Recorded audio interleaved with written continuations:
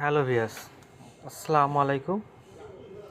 আমরা গ্রামীণ সিমের 5 জিবি ফ্রি কীভাবে নেব চলুন দেখা যাক। প্রথমে আমরা মাই জিবি অ্যাপ্লিকেশনটি ওপেন করে নেব।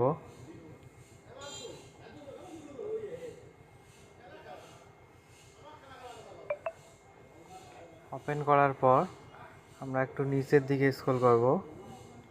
নিচের দিকে স্ক্রল করার পর এখানে দেখেন মাই অফার নামে একটি অপশন আছে, আমরা এখানে ক্লিক করব। এখানে ক্লিক করার পর আমরা একটু নিচের দিকে স্ক্রল করব, উপরের দিকে করার পর এখানে দেখেন 5 জিবি ডিভাইস অফার 7 দিন।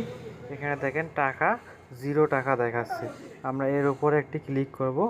ক্লিক করার পর আমরা নিচে দেখেন উপরে দেখেন 5 GB offer, 5 GB device offer 7 দিন।